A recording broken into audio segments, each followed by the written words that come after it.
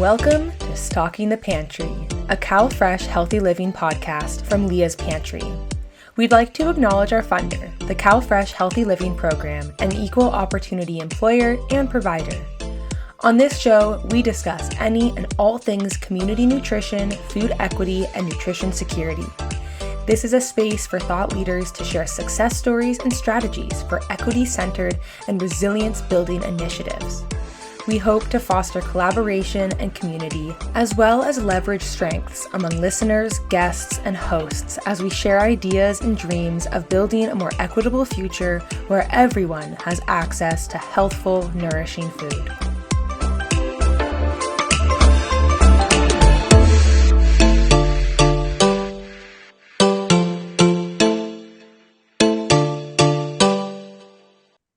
Hello and welcome to Stocking the Pantry. Thank you for joining us today for our special series highlighting sessions at the upcoming CalFresh Healthy Living Forum. This year's CalFresh Healthy Living Forum will take place at the Hyatt Regency Orange County in Garden Grove, California on October 23rd through 25th. The forum brings CalFresh Healthy Living professionals together to share updates, successes, and new ideas among colleagues. This year's theme is Equity in Action, Supporting Healthy Communities Together. For more information and to register for the forum, please check out the link to the forum website in our show notes. In today's episode, we are speaking with Cailin McLaughlin and Cristina Luquin, who will be presenting their session titled Strategies and Best Practices for Engaging Participants with Disabilities in Nutrition and Physical Activity at the forum on October 24th. They are both nutrition educators working for CalFresh Healthy Living at the UCCE Central Sierra Cluster. Thank you both so much for joining me today. Thank you for having us. So, Cailin, I want to start with you. Can you tell us a little bit about yourself, how you got into this area of work, and what you do at UCCE Central Sierra? Yeah. Hi, everyone. So I am a garden coordinator here with the Central Sierra crew. My job entails helping our nutrition educators with their garden-related projects. Up until recently, I was a nutrition educator serving Placerville area. I taught youth and adults nutrition education and did a bunch of garden projects. Thank you for sharing that with us. Now, Cristina, can you tell us a bit about yourself, your current work, and how you found yourself in this role? Yeah, absolutely. So hi, everyone again. I'm Cristina, and I'm also a nutrition educator for CalFresh Healthy Living, UCCE Central Sierra. I primarily work in the South Lake Tahoe community of El Dorado County, and I provide nutrition education to youth and adults in our community. And because I am bilingual and bicultural, I can also provide Spanish-speaking services to our community as well. Awesome. So before we dive into talking about the session, I want to get a little bit of foundation laid down for listeners. The Pew Research Center estimates that 1 in 4 American adults are living with some sort of disability, and that includes both physical and cognitive disabilities. Can you tell us a bit about how your work intersects with people who have disabilities, as well as some of the challenges and successes you've experienced when working with this population? Yeah, so I provide nutrition education programming to one of our sites here in Placerville called Motherlode Rehabilitation Center, or also known as MORE.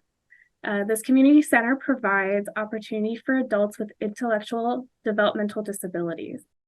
The past year, we were able to provide more hands-on nutrition lessons that included cooking components, and the participants loved it. There's currently a wait list for our up-and-coming sessions that will begin next month. As far as challenges, before starting this work, I felt a little ill-prepared. And so when it came to adapting our lessons for our participants, I felt like I wanted to accommodate our MORE crew more effectively. And this isn't my foremost knowledge field. So I actually did some research. I took some professional development training called Developmental Disabilities Training Series out of Colorado State University in order to prepare myself to offer more adequate educational experiences for my MORE participants. And how about you, Cristina? Yeah, and then for me, I've been providing nutrition lessons for youth and adults at different SNAP-Ed eligible sites here in South Lake Tahoe. So throughout the years, I've just noticed some participants use mobility aids such as crutches or wheelchairs. However, disabilities are not always visible. And so some participants have actually come up to me to let me know if there is some sort of adaptation or modification that I may be able to do on the spot, because again, this is information that is not always shared with us as educators ahead of time. That has been sometimes the challenge. The success is that I've been able to move forward and successfully adapt to what is needed. The first word that came to my mind when both of you were speaking was adapt. And it sounds like you're both very adaptive, whether you're in the classroom and in the spot, someone says that they need accommodations, or Cailin, in your case, you took the initiative to educate yourself to make sure that you could provide appropriate curriculum for people who do have disabilities. And I think you're not alone in feeling like there's not a lot of guidance in this area. That's why I'm really, really excited to hear what y'all have to share at the forum. That leads me into my next question, which is, why do you feel that this is an important topic to share about at the forum this year? So it's an important topic because having participants be able to comfortably engage in all planned activities is part of the learning. So when an activity is not accessible or it's hard to do for somebody, that individual may have a harder time learning or grasping the information that we're kind of throwing. I would actually like to share an example of what I'm talking about. This happened to me this summer with a group of adults. I had scheduled a physical activity at the beginning of 5 nutrition lessons. And the goal was to go outside the first 30 minutes and just walk around the neighborhood. And again, engage them in physical activity for about 30 minutes. I had, again, previously planned 3 routes that we were going to walk. So again, this is part of my planning process. Knowing what's coming ahead. As part of that planning process, I was able to show participants a map of the routes the week before we would walk that route. And so on the 3rd route, that was going to be our challenge, our mega challenge. And I actually had a participant let me know that they would not be able to participate during that specific route because it had a very intense incline. And so she let me know why, and it was because of a knee injury. So they were going to be in pain. They already knew that they were not going to participate. There was no accommodation as far as could they use a mobility aid or something like that. It was just, I'm not going to do it if this is the route. I was able to, again, kind of pause and kind of ask everybody, how do we feel about this route? And so other participants voiced their concerns. And again, it was 2 more participants. Half of my participants by this time let me know that they were not going to participate in the walk. As a kind of last minute adjustment, I was able to say, okay, we're changing the route. We will do an easier, at least no incline route that, again, we can still challenge ourselves with, but there's going to be no incline. And as a result of that specific change, we were able to get all 6 participants to engage in that final walk successfully. For me, I'm hoping that our participants felt heard. They felt important, right? I'm important enough to have made this decision with the team. Also that they're valued as a participant. Yeah, and I think a big theme, Cristina, I want to keep bringing back is not all disabilities are visible. And if you don't have trust built in with your participants, they might not share them with you. So it might be very hard for educators to know where they're limited in their giving access to their nutrition education. We're hoping, and I'm hoping from this session, educators are a little bit more aware ahead of time and just maybe think of accommodations or modifications that they may need, creating of a plan B action. And we also are excited to share plenty of resources and training opportunity, including the one I took myself, as helpful toolkits to get ready to make these, the three keywords are adaptations, accommodations, and modifications. Those are like the three keys when it comes to appropriately planning a session, implementing the session, and also hearing from your participants, actively listening and, changing it up. Sometimes you planned an accommodation that they didn't need, and they'll let you know when it's appropriate. I'm very excited to bring this topic to discussion and getting to hear from others' experiences. I'm very excited to hear about that too, because it's like there's adaptation on both ends. It's adaptation so that participants can enjoy the curriculum fully. And it's also adaptation on the educator's end so that they can enjoy the participants enjoying the curriculum fully. So is there any other background or foundational information that you would like people to know before they attend your session? Yeah, so I can add that this is going to be collaborative work between participants and the educator. This session will touch on personal experiences and tools to use when the collaboration is actually happening between educator and participants. So it's definitely not a one size fits all by any means.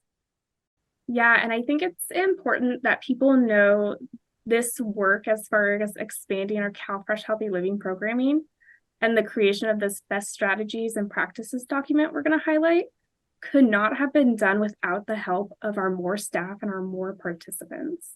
Their wisdom and experience has been invaluable to not only myself, but our CalFresh team as a whole. And I've just so pleased to have the pleasure to work with them because they have opened my eyes to so many different things I never even considered being a previous teacher.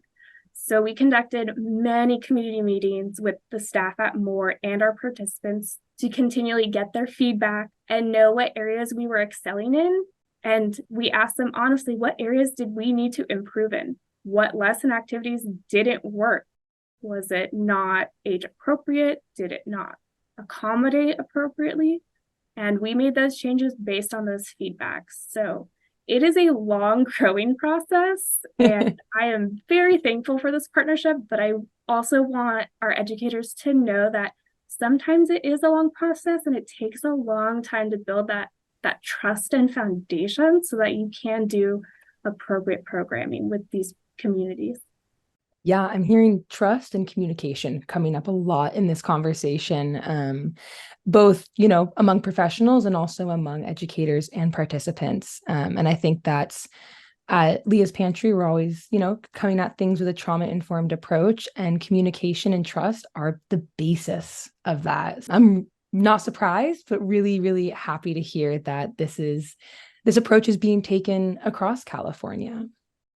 Can you tell me a bit about the main goals of this presentation and what do you hope will come out of sharing about this topic? Yeah, so for me, I want our forum participants to get a feel for asset mapping, having an understanding of seeing what your participants can offer you to develop out programming appropriately. The importance of building that community trust and laying that groundwork and being honest with them about your approach and how you can offer services. And more importantly, the importance of building authentic community engagement. If you don't have input from your community members, you can't really effectively do programming, especially with this community. And I hope our policymakers and educators are interested in beginning work on SNAP-Ed approved curriculum that would be specific to serving this community in the future. For me, I would like for there to be more awareness of those around us. So again, going back to that saying, not all disabilities are visible. So just being aware of that and having more awareness for one another, I think that's definitely important and something that I'm hoping other participants of this session get out of. I hope so too. It's kind of coming at it with I was going to say universal love, but that sounds super kumbaya, but like a universal appreciation for each other, and allowing those conversations to happen and allowing that communication to be open, because exactly, not all disabilities are visible, but that doesn't mean they're any less legitimate or any less impactful on that person's life. So if there was one thing that you could tell people before they attend your session, what would that be? So for me, I would encourage them to be aware of their own biases. I know we all have them, and so just making sure that you're aware of them. If there's any personal issues, again, with some of these biases that you're having, or maybe that you're not thinking of.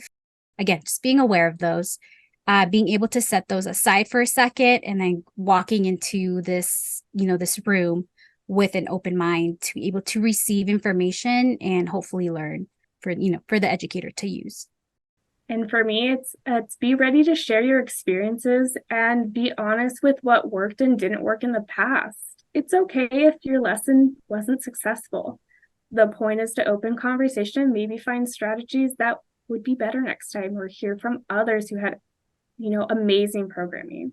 And if you haven't worked with this population before, that's totally okay too. Everyone's welcome to join. You actually might not know if someone in your participant group has a disability or not. These strategies can be used regardless. And all interested in expanding their reach in their community and are willing to go the extra mile are more than welcome to come. I think you'll get quite a few of those folks. And I think we've all done a lesson that we thought was going to go one way, and for whatever reason, it was a point of reflection, hopefully, and perhaps a learning opportunity. But I think that if we have people that we can share that with, then we are able to do it better next time. And sometimes having those mistakes lets us know, like, all right, well, good thing I did that, because that doesn't work. So we're not going to do that again, or we'll do that in a different situation. But for this type of situation, something else would have been better. And hopefully there's that open communication among participants and among colleagues. So there's collaboration. I feel like I'm getting a lot of a sense of collaboration and mutuality, both in planning this session, in how the session is going to be delivered. I'm really looking forward to it. So I'm really excited to see you both at the forum and to hear more about this topic in your session and learn some more about those tools that you're bringing. And I love that people are going to be able to walk away with some like hands-on actionable tools to support their work.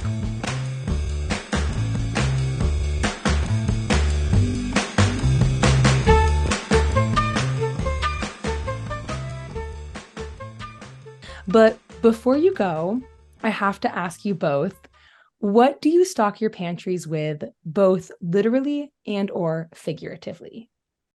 Ooh, okay, so I'm going to take the literal approach, and this probably sounds really bad as a nutrition educator, but I always keep my pantry with chocolate-covered gummy bears. They're my absolute favorite thing. Some people consider them really gross when they hear it, but I've brought some to the office and we've stashed them in the drawers here, and my colleagues love eating them. They're just like, they just hit the spot. I don't know what to say about it. I love that. It's all about balance. Sometimes you have to feed the soul, right? Yeah. And for me, I'm also going to take this question figuratively. For me, believe it or not, it's coffee and coffee products. And then, my pantry is definitely basic. So I have some canned foods, primarily protein foods. So tuna, different types of beans. And then I also have dry grains. So rice, pastas, oats, that kind of thing. So that's my pantry. You always have breakfast covered, it sounds like. Oh, yeah. Yeah. Favorite meal of the day. Agreed, especially because it involves coffee. Well, I want to thank you both so much for taking the time to speak with me today. I'm really excited for this session, and to see what comes out of it. Cailin and Cristina will be facilitating session 2A, Strategies and Best Practices for Engaging Participants with Disabilities in Nutrition and Physical Activity, at the CalFresh Healthy Living Forum on October 24th. In the meantime, you can connect with them on their website at uccalfresh.ucdavis.edu. You can find them on Facebook at CalFresh Healthy Living UCCE Central Sierra and on Instagram at CFHL-UCCE Central Sierra. And if you would like to get into contact with either of them directly, I'm going to let them share their emails right now. So my email is cnluquin@ucanr.edu.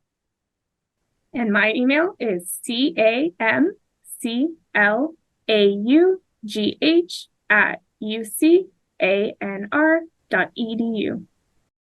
Before we sign off, we wanted to give a huge shout out and thank you to many of our community members who helped make this possible. That would be our MORE participants, Susie Davies, the CEO of MORE, Luann McGow, a MORE staff member, Jordan Poltzwaite, another MORE staff member, Tracy Celio, the UC Master Garden Coordinator of El Dorado and Amador County, our fellow Master Gardeners who help and assist at MORE, Carmela Padilla, our Regional Manager, Mariana Garcia, our Program Coordinator for Central Sierra, Andra Nicoli, our CalFresh Healthy Living UC staff, Paul Tabaris, another CalFresh Healthy Living UCCE staff, Veronica Van Cleve Hunt, CalFresh Healthy Living UCCE staff, Abby Mars, another CalFresh Healthy Living UCCE staff. The work wouldn't have been possible without all of your contributions, so thank you. And we would love to hear more from you, listeners. What are you most excited about for this year's forum? You can join the Leah's Pantry peer learning community and tell us what you think. The link for that can be found in our show notes, and you can also connect with other forum goers at that spot as well. We look forward to seeing you all at the forum. Stay tuned for more special CalFresh Healthy Living Forum episodes in the coming weeks. Until then, ciao. This podcast is a product of Leah's Pantry, made possible by the funding from the United States Department of Agriculture, the USDA, and their Supplemental Nutrition Assistance Program, SNAP, an equal opportunity provider and employer. Visit calfreshhealthyliving.org for healthy living tips. Thank you so much for hanging with us, and I want to ask you this question. Do you know of any thought leaders or someone doing great work in your community? Well, we would love to interview them, and we'd love to hear from you. Find us online at leahaspantry.org or on Instagram, handle at Leah's Pantry, or email us at stockingthepantry@leahaspantry.org. This podcast is a product of Leah's Pantry, made possible by the funding from the United States Department of Agriculture and their Supplemental Nutrition Assistance Program, SNAP, an equal opportunity provider and employer. Visit calfreshhealthyliving.org for healthy living tips.